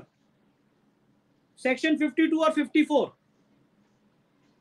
Waqf act 1995। मतलब आज मेरी संपत्ति कृष्ण जन्मभूमि के केस में वहां पे इस समय एक अनऑथोराइज्ड कंस्ट्रक्शन है, उसको हटाने के लिए मुझे दीवानी दावा दायर करना पड़ेगा, मुझे एक लंबी लड़ाई लड़नी पड़ेगी। पर वहां पे ऐसा नहीं है। वहां पे आपको कोई सूट नहीं दायर करना है, आपको कोई केस नहीं फाइल करना है। आप ऑर्डर करिए साहब, डीएम एसएसपी को, वो हटाएंगे तुरंत। They have to comply with your order that is written under section 52 and 54 of the act. उनको कोई केस दायर करने की जरूरत ही नहीं। इसके बाद वक्फ ट्राइब्यूनल, जैसे मैंने आपको बताया, सेक्शन 83 में बना हुआ है। सेक्शन 85 में अगर कोई मामला वक्फ से संबंधित है तो दीवानी दावा दायर नहीं हो सकता है। सिविल कोर्ट का जुडिक्शन बार्ड है। मतलब अगर आपकी संपत्ति वक्फ संपत्ति घोषित हो गई है तो आप सिविल कोर्ट नहीं जा सकते। नो, आपको वक्फ ट्राइब्यूनल में जाना पड़ेगा। वक्फ ट्राइब्यूनल में कौन है, मैंने आपको बताया, जुडिशियल मेंबर राज्य सरकार का, एक एग्जीक्यूटिव मेंबर और एक मुस्लिम लॉ का स्कॉलर, जिसमें एक पॉलिटिकल, ये इसमें पॉलिटिकल इंटरफेरेंस रहेगा क्योंकि आपने एक ब्यूरोक्रेट को बैठाया हुआ है जो राज्य सरकार के डिक्टेट्स पे काम करेगा, और आपने एक मुस्लिम लॉ के स्कॉलर को बैठाया हुआ है। तो 2:1 की मेजोरिटी हो जाएगी। जुडिशियल मेंबर उसमें क्या करेगा। इसके बाद जैसे मैंने आपको बताया, सेक्शन 85 में कोई सिविल कोर्ट में नहीं जा सकता। सेक्शन 89 में आप बोर्ड को नोटिस देने का कोई प्रोविजन नहीं। आप देखिए कैसे, मतलब इस देश के कानून के साथ कैसे खिलवाड़ किया गया है। मतलब अगर आप वक्फ बोर्ड के खिलाफ कोई केस दायर कर रहे हैं, कोई संपत्ति, अगर आप वक्फ संपत्ति घोषित हो गई है या आपको लगता है कि ये संपत्ति वक्फ संपत्ति है और आप केस दायर करना चाहते हैं, तो आपको पहले बोर्ड को 2 महीने का नोटिस देना पड़ेगा। जस्ट लाइक गवर्नमेंट, जो सेक्शन 80 सीपीसी में व्यवस्था है, सेक्शन 89 में भी वैसी व्यवस्था बनाई गई है कि वक्फ के खिलाफ अगर आप कोई केस दायर भी करना चाहते हैं दीवानी अदालत में, जिसमें वक्फ का रोल है कि नहीं, तो फर्स्ट आपको पहले वक्फ बोर्ड को नोटिस देनी है। मंदिर मठ के लिए ऐसा कोई भी प्रोविजन नहीं। और कृष्ण जन्मभूमि के केस में हमने वक्फ बोर्ड को नोटिस देके केस दायर किया था। तो ये इस देश का कानून है, ये इस देश का कानून है। इसके बाद सेक्शन 101, आप जान के शॉक हो जाएंगे। सेक्शन 101, इनको पब्लिक सर्वेंट माना जाता है सर।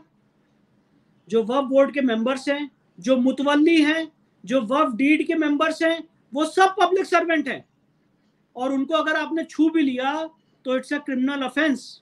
आईपीसी में सेक्शन 21 में इनको पब्लिक सर्वेंट माना गया।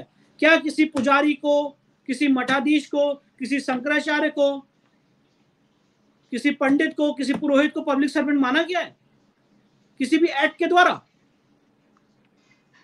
पर इन लोगों को, जो वक्फ बोर्ड के मेंबर्स हैं, जो मुतवल्ली हैं, जो वक्फ डीड के लोग हैं, उनको पब्लिक सर्वेंट का दर्जा दिया हुआ, सेक्शन 101 वक्फ एक्ट। इसके बाद सेक्शन 107 वक्फ एक्ट, सेक्शन 107 वक्फ एक्ट, वक्फ के लिए कोई भी लिमिटेशन नहीं है।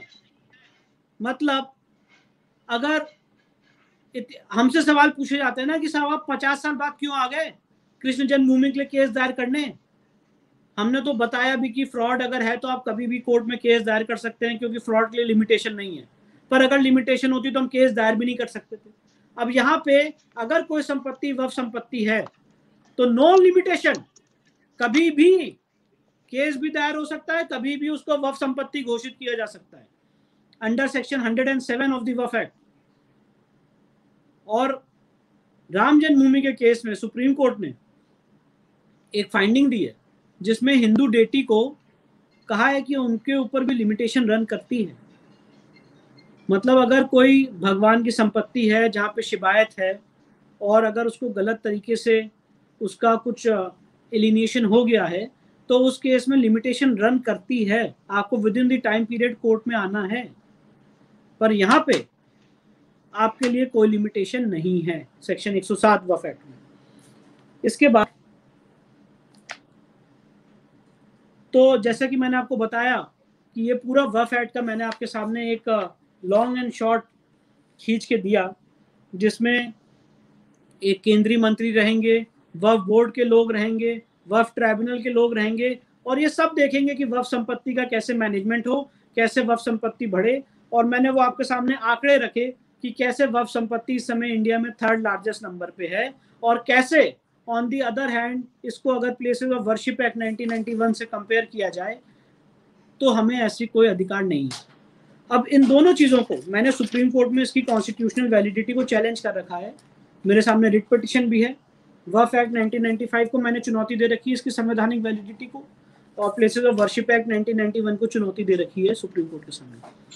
तो ये इस देश का कानून है जो मैं आज माननीय पुष्पेंद्र जी के माध्यम से, उन्होंने मुझे ये अवसर दिया कि मैं आपके सामने सारी बातें रख सकूं, तो ये मैंने आपके सामने आज लाया हूं। और सेक्शन 3 वक्फ एक्ट में भी ऐसा प्रोविजन है जो संपत्ति, पहले तो ये था कि अगर आपकी संपत्ति है और आप उसको अल्लाह को डेडिकेट करना चाहते हैं तो आप उसको कर सकते हैं। मुल्ला का इसमें लॉ है बड़ा क्लियर कि आप अपनी खुद की संपत्ति वक्फ संपत्ति घोषित कर सकते हैं। अब section 3R of Waqf act में उसकी डेफिनेशन को भी बदल दिया है। तो ये सारी चीजें एक सिस्टमैटिक सोच के तहत, एक सिस्टमैटिक अप्रोच के तहत इस देश की पार्लियामेंट ने पास की है, और इस देश के लोग, इस देश के नागरिक चुप बैठे रहे। 2013 में मनमोहन सिंह सरकार ने इस एक्ट का परव्यू इतना बढ़ा दिया, किसी ने चू तक नहीं की, कोई प्रदर्शन, कोई विरोध तक नहीं हुआ। और कैसे ये सुपर बॉसेस बन के काम करेंगे, और ऐसे अधिकार मंदिर, मठ, पुरोहित, पुजारी, ट्रस्ट को क्यों नहीं है, ये सवाल पूछना चाहिए। सारे पार्लियामेंटेरियन से सवाल पूछना चाहिए, हम सबको सवाल पूछना चाहिए कि साहब सेकंड ग्रेड सिटीजन तो हमें बना दिया आपने। हम अपने भगवान के लिए केस भी नहीं फाइल कर सकते हैं, कोर्ट में जा भी नहीं सकते हैं, और ऑन दी अदर हैंड आपने सारी पावर्स दी हुई हैं उनको। नहीं तो ये विष्णु भाई, ये जब एक्ट बना तो इसको चैलेंज क्यों नहीं किया गया कोर्ट, सुप्रीम कोर्ट के अंदर? सर अब मैं तो वकालत में 2010 में आया, और अभी तक लोगों में एक धारणा ये बनी रही कि वक्फ उनकी अपनी इंटरनल प्रॉपर्टी के मैनेजमेंट के लिए है, जैसा 1923 में बना था। और मैंने आपको इसीलिए 1923 का जिक्र किया कि उस एक्ट में जो प्रोविजंस थे वो उनकी इंटरनल प्रॉपर्टी के मैनेजमेंट के लिए थे। उसमें किसी मिनिस्टर का, किसी एसपी, डीएम का कोई भी इन्वॉल्वमेंट नहीं था, उनको कोई ऐसे स्पेशल अधिकार नहीं थे।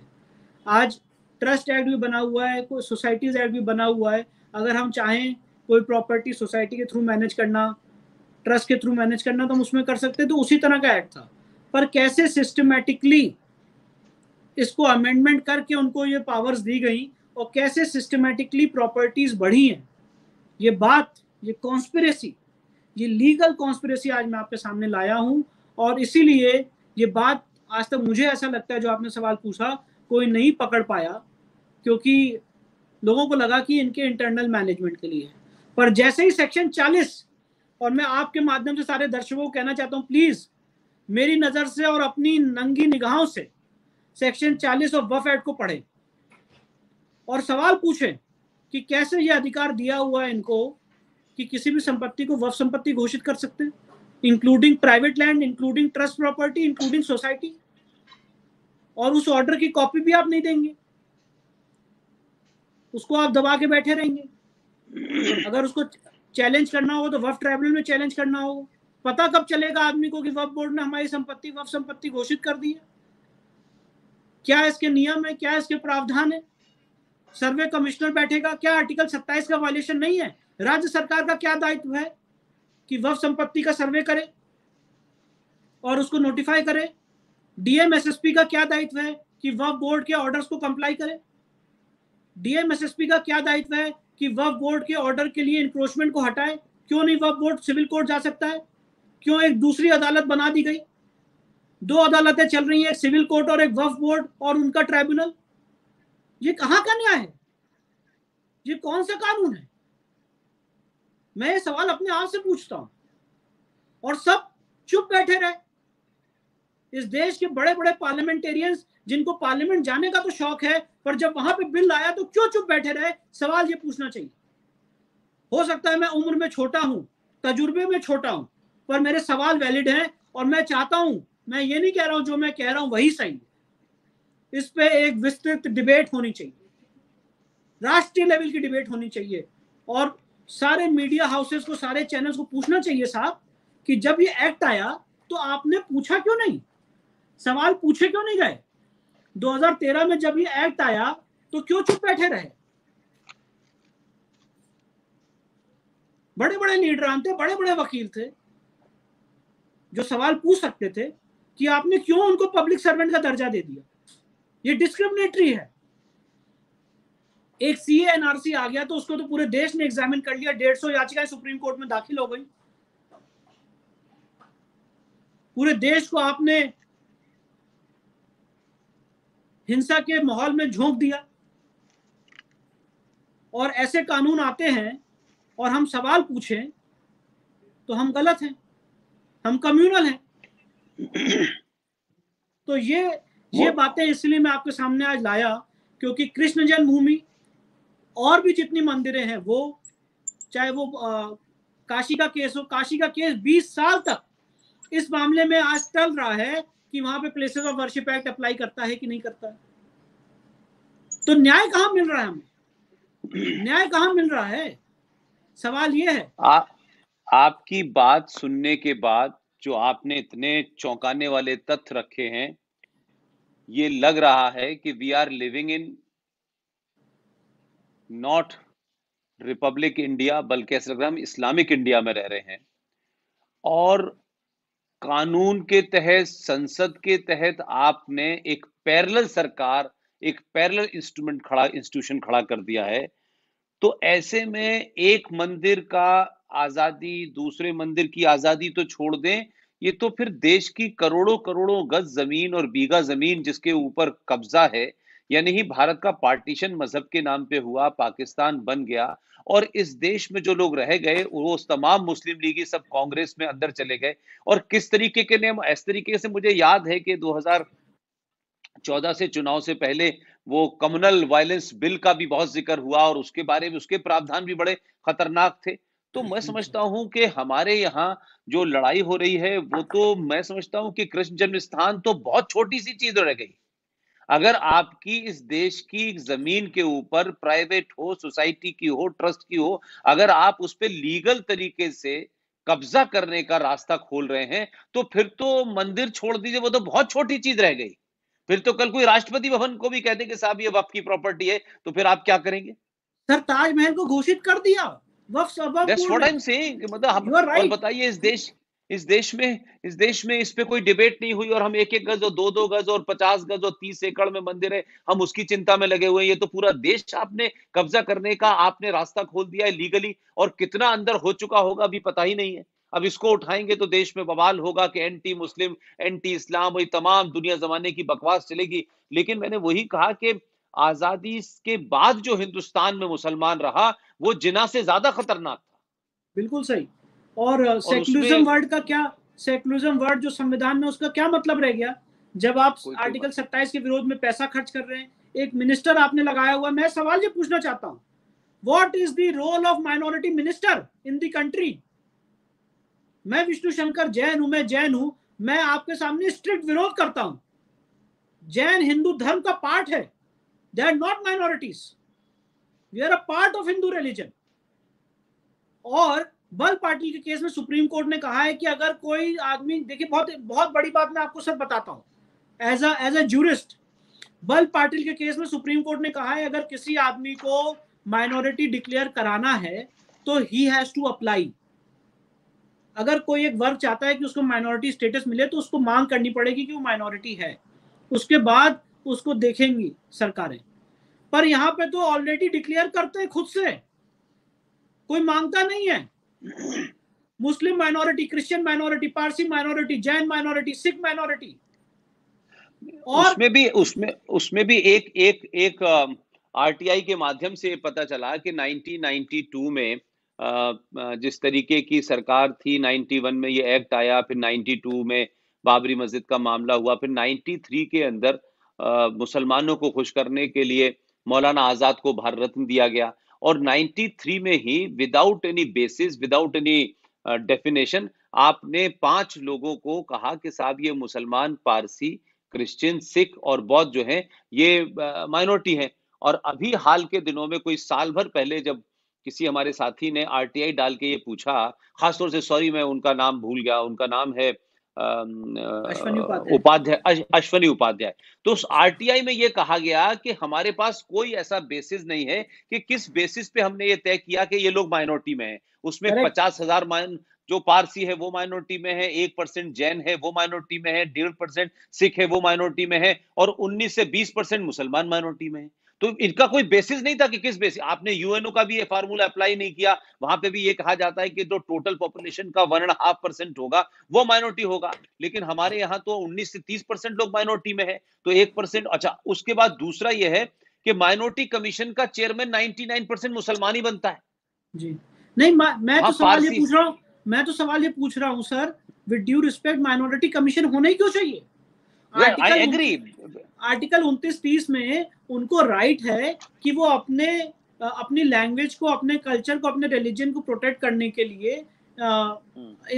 इंस्टीट्यूशंस खोले, कोई दिक्कत नहीं है। पर उसके लिए सरकार का क्यों हस्तक्षेप हो? एक माइनॉरिटी मिनिस्टर क्यों बैठे? जैसे कि मैंने आपको वक्फ के लिए बताया, वाई 4,700 करोड़ रुपए केंद्र सरकार खर्च कर रही माइनॉरिटी पे, 4,700 करोड़ रुपए, जो भी मैंने सुप्रीम कोर्ट में चुनौती दे रखी है। इस समय उसमें नोटिस जारी हुआ है और वो पेंडिंग है। नई उड़ान, नए सवेरे के तहत जो लोग आईएएस आईपीएस की कोचिंग करेंगे उनको 1 लाख रुपए का स्कॉलरशिप मिलेगा। ये कहां का कानून है? टैक्स पेयर्स के मनी के साथ इस तरह से दुरुपयोग, और ये क्या माइनॉरिटी का खेल है? मैं तो आज तक ये बात समझ ही नहीं पाया। और आपने जैन समाज को भी गुमराह कर दिया कि भाई वो भी माइनॉरिटी है, कि अपना वोट बैंक बनाने के लिए। तो सवाल ये है कि जब आर्टिकल 29-30 में सिर्फ इतनी सी बात है कि आप अपने रिलीजियस इंस्टीट्यूशन बना सकते हैं अपने धर्म, अपने कल्चर, अपने लैंग्वेज को प्रोटेक्ट करने के लिए, और माइनॉरिटी तो लिंग्विस्टिक भी होती है। इन सरकारों से सवाल पूछना चाहिए कि आर्टिकल 29 में तो लिखा है कि रिलीजियस एंड लिंग्विस्टिक माइनॉरिटी, तो लिंग्विस्टिक माइनॉरिटी आज तक किसी को नहीं दिखा। क्या संस्कृत कश्मीर में माइनॉरिटी नहीं है? क्या संस्कृत तमिलनाडु में माइनॉरिटी नहीं है? क्या संस्कृत असम में माइनॉरिटी नहीं है? क्या संस्कृत उत्तर प्रदेश में माइनॉरिटी नहीं है? कौन से ऐसे इंस्टीट्यूशंस हैं जो संस्कृत भाषा को प्रिजर्व करने के लिए, प्रोटेक्ट करने के लिए बने? और क्यों सरकारों ने उसको फंड नहीं किया? क्यों उसके लिए कोई नहीं मिनिस्टर बैठा? ये क्या धर्म के नाम पे खेल खेला गया इस देश में? जम्मू कश्मीर में आप ही की तरह एक बहुत ही जिसे कहना चाहिए vibrant and very intelligent boy, his name is Ankur Sharma. उन्होंने वहां रोशनी एक्ट को, जिस तरीके से आपने वक्फ बोर्ड बताया है, ऑलमोस्ट रोशनी एक्ट भी वहां इसी तरीके से आया। और वहां दूसरी बड़ी जो बात हुई, उन्होंने मुझे बताई कि जम्मू कश्मीर में मेजोरिटी मुसलमान जो हैं वो माइनॉरिटी है, और इसको उन्होंने सुप्रीम कोर्ट में चैलेंज किया। अब देखिए पॉलिटिकल लोग किस तरीके से चीजों को मैनिपुलेट करते हैं। सुप्रीम कोर्ट ने आदेश दे दिया कि वहां हिंदू माइनॉरिटी में है।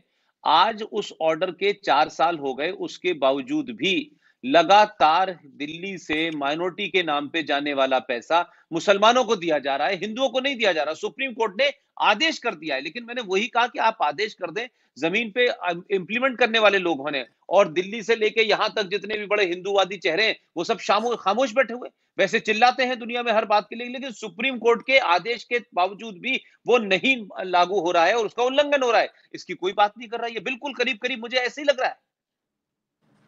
पॉलिटिकल विल सर जब तक नहीं होगी और जब तक इस देश में आप जैसे लोग ये आवाज़ें नहीं उठाएंगे, मुझे लगता है लोगों तक सही मैसेज नहीं जाएगा। और इसीलिए मैं आपका बहुत आभारी हूँ कि आज आपने ये अपॉर्चुनिटी दी कि वक्फ एक्ट को और प्लेसेस ऑफ वर्शिप एक्ट को इतनी विस्तृत रूप से मैं समझा सकूं और अपनी बात आप लोगों के सामने रख सकूं। नहीं विष्णु भाई, देखिए हमारी तो कोशिश इस पूरी लड़ाई में यह है कि ना तो हम सरकार हैं, ना हमारे पास कोई ताकत है। एक चीज जरूर हमें लगती है कि पिछले 3 साल का एक्सपीरियंस आर्टिकल 35A के ऊपर और दूसरे विषय पे मैंने देखा, सच्चाई से अगर जिस बेबाकी के साथ, तथ्यों के साथ, क्लैरिटी के साथ आप बात रखते हैं, मुझे लगता है कि अगर लोगों को सच बात पता नहीं है और शायद इसलिए भी नहीं पता है कि वो अपनी जिंदगी में इतने मसरूफ हैं कि उनको शायद इस बात का तरफ ध्यान नहीं दिया गया, और जिनको बताना चाहिए था उन्होंने छुपाया। मुझे लगता है कि आज जो आपने बातचीत की है, मैं आपको इस बात का यकीन दिलाता हूं कि जितने सत्य आपने एक एक रखे हैं, मैं कम से कम अगले 1 साल तक इसी को मिशन बना के जगह जगह बताऊंगा। और मुझे पूरी उम्मीद है कि जब देश को ये पता चल जाएगा तो सरकारें भी दबाव में आएंगी, नेता भी दबाव में आएंगे, और जो ढकोसला कर रहे हैं हिंदुत्व का, उनके वो लोग भी बेनकाब होंगे। तो हमारी तो कोशिश यही रही है, आरएसएन सिंह साहब हो, जीडी हो, सुशील पंडित हो, ललित अंबरदार हो, कैप्टन रिजवी हो, कि हम लोगों को सच बात बता दें, जिसमें हमारा कोई पॉलिटिकल एजेंडा नहीं होना चाहिए, फैक्ट के साथ में। लोग इतना प्रेशर बना सकते हैं, आज सोशल मीडिया का जमाना है। आप देश की बड़ी बड़ी डिबेट, टेलीविजन के नेशनल डिबेट्स जो हैं, सब सोशल मीडिया को देख के तय हो रही है। तो हम तो अपनी भूमिका ये मानते हैं कि वो एक एक केमिकल रिएक्शन में एक एलिमेंट होता है, उसको कहते हैं कैटालिस्ट। या तो आप रिएक्शन को तेज कर देता है या रिएक्शन को कमजोर कर देता है। तो हम तो इस रिएक्शन को किसी तरीके से देश के आम जन तक पहुंचाना चाहते हैं कि आपको पाकिस्तान से, चाइना से कोई खतरा नहीं है। सबसे बड़ा खतरा आपके अंदर है, और यह खतरा दीमक की तरह आपके मुल्क को खा रहा है। उसमें पार्लियामेंटेरियन भी शामिल हैं, उसमें लीगल फेडरेटिव भी शामिल है, उसमें ब्यूरोक्रेट भी शामिल है। एक तो करप्शन, दूसरा उस करप्शन को, उस लीगलिटी को लीगलाइज कर दिया गया है। ये जो आज आपने जितनी बातें कही हैं, एक बिल्कुल तो बिल्कुल। करप्शन है कि लोग किसी की जमीन घेर लेते हैं, वो, लेकिन इसको तो जमीन घेरने, हड़पने का आपने एक हथियार लीगल बना के पार्लियामेंट ने कहा है जाइए और आप लूट करिए। तो आप बिल्कुल कहां कहां रोकेंगे कि ये देश देश की शक्ल में रहेगा, भारत भारत की शक्ल में रहेगा? ये बहुत बड़ा चैलेंज है। आपने मुझे बहुत सारी चीजें बताई, मैं थोड़ा थोड़ा जानता था, लेकिन मुझे लगता था कि लीगल पर्सपेक्टिव से जब आप बात बताएंगे तो सारी क्लैरिटी होगी। मेरी लॉ की बैकग्राउंड नहीं है, लेकिन मुझे बड़ी खुशी है विष्णु भाई, and I am proud of you, कि आप जैसा आदमी, बातें बहुत सारे लोग जानते हैं, लेकिन रखने की कला, बताने की कला नहीं होती है, उनको पता ही नहीं होता कि ये इशू क्या है। तो मैं तो आज आपसे कहूंगा कि आप ऐसे इश्यूज को और विस्तार में, कुछ सेक्शन के जो बचे हैं कुछ और दिन, ताकि ये बार बार लोगों के जहन में हैमर करते रहें कि ये वक्फ बोर्ड क्या है, ये वक्फ प्रॉपर्टी एक्ट क्या है, ये कैसे बना, और ये सारा का सारा इन्हीं सरकारों के बीच में बना है। लेकिन 1998 से 2004 तक भी एक सरकार थी, तब इसके ऊपर चर्चा क्यों नहीं हुई? ये पब्लिक डिबेट ही नहीं बना, और नहीं बना तो इसमें सब शामिल है। और आज भी 2019 हो गई, लेकिन वक्फ प्रॉपर्टी की बात नहीं होती। आज आप आज जो है यूनिफॉर्म सिविल कोड की बात होती है, आप पॉपुलेशन कंट्रोल की बात, अरे भाई आप पॉपुलेशन कंट्रोल लेके भी आएंगे तो भी आपके पास क्या ला है कि जिन्होंने तय कर लिया है कि हमारे 16 होंगे, वो अल्लाह की देन है, तो आप उन्हें कहां रोकने वाले हैं भाई? वो तो डेमोक्रेसी से आपके देश की सत्ता पे पहुंचना चाहते हैं ना। उसमें एपीजे अब्दुल कलाम का वोट और एक पंचर जोड़ने वाले का वोट तो बराबर ही है ना। तो आप देखिए ना कि ये लड़ाई एक तरफ नहीं है। आपने आज तो बताया कि पार्लियामेंट ने ये जघन्य अपराध किया है, कोर्ट में आज तक उसकी सुनवाई नहीं हो रही। वैसे सुओ मोटो कोर्ट 370 के बारे में भी सुनने लगती है, सीए के बारे में सुनने लगती है, सुओ मोटो इस मामले को क्यों नहीं लिया कोर्ट ने? ये तो एक तरीके का इस देश को लीगल तरीके से आपने बेच दिया है इस और देश अगर और अगर ऐसे प्रोविजन किसी पुरोहित के लिए, मठ और मंदिर के लिए ऐसे प्रोविजन बनाए होते तो अभी तो देश में बवाल हो गया होता। सारे लिबरल्स और जितने लोग हैं वो सब इस समय आ गए होते सड़कों पे कि हाँ, साहब वो मेरी वही मैंने, संपत्ति। वही मैंने कहा कि नहीं, कि इसमें हमारी चूक ये है। हम तो अपने लिए इसलिए कहते हैं कि हम जिस मकसद से इस पूरे उसमें देश भर में घूमते हैं, कि हमें देर से पता चला, but I am so happy, I am so grateful and we proud of you, and everybody who is listening you will be feel proud on you, कि आपने बहुत बड़ी चीज बताई है, बहुत बड़ी चीज बताई है, और बहुत सरलता के साथ बताई है, और किस तरीके से आसान शब्दों में बताई है। यही यही बात पूरे देश में पहुंचानी है विष्णु भाई। और मैं फिर आपके लिए कामयाबी की दुआ करूंगा, और फिर देश से अपील करूंगा कि जो लोग भी इस बातचीत को सुन रहे हैं, वो विष्णु शंकर जैन और इनके पिताजी के बारे में बता दूं, वो भी बहुत बड़े लीगल हैं। जब बाबरी मस्जिद और वो जहां ढांचा जब गिरा दिया गया था, तो उस वक्त उस इलाके में, उस मंदिर में पूजा करने की इजाजत नहीं थी। विष्णु शंकर जैन जी के पिताजी एक बड़े नामी वकील हैं, वो भी सुप्रीम कोर्ट में प्रैक्टिस करते हैं। उन्होंने ही इलाहाबाद हाई कोर्ट में याचिका डाली कि मेरी पूजा का अधिकार मुझे मिले, और उसके बाद कोर्ट ने फैसला दिया कि वहां पूजा होगी, और उस पे जो इंतजाम किए गए वो अलग बात है। मैं मानता हूं कि एक काबिल पिता का पुत्र विष्णु शंकर जैन साहब, आप बहुत बड़ा काम कर रहे हैं। इसके लिए आपकी न सिर्फ तारीफ की जाए, इसके लिए अगर इस देश से आपको किसी तरीके कोई धन की जरूरत हो, किसी और तरीके की जरूरत हो, ताकि आप कहीं पैसे को लेकर के, किसी रिसर्च को लेकर के, किसी टीम को लेकर के कमजोर ना पड़े। मैं हर उस आदमी से अपील करूंगा कि जो इस प्रोग्राम को सुन रहा है और इसके अपलोड होने के बाद भी जो सुनेगा, वो विष्णु शंकर जैन सुप्रीम कोर्ट के बहुत बड़े सीनियर वकील हैं, इनसे संपर्क साधे, इनका हिम्मत बढ़ाए, इनको हौसला दे। मैं ये मानता हूं कि ऐसी लड़ाई लड़ने वाले इलाहाबाद हाई कोर्ट में जस्टिस एस.एन. श्रीवास्तव साहब भी थे। उन्होंने गीता के ऊपर एक जजमेंट दिया और उन्होंने कहा कि Gita is not a religious book, तो उसके ऊपर चैलेंज किया और फाइनली वहां क्रिश्चियन और मुसलमानों को मानना पड़ा कि Gita is not a religious text, is a राष्ट्रीय ग्रंथ। और उसके बाद मध्य प्रदेश ने उसको एक्सेप्ट भी किया, लेकिन उनके ऊपर जानलेवा हमला भी हुआ और उनको सिक्योरिटी भी मिली।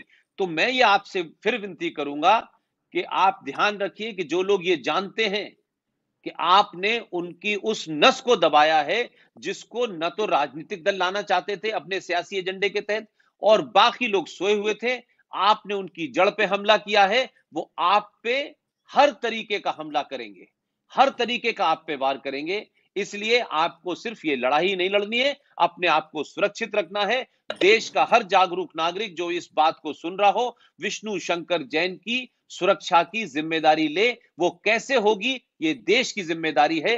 विष्णु शंकर ये लड़ाई अपने निजी स्वार्थों के लिए, निजी प्राप्ति के लिए नहीं लड़ रहे।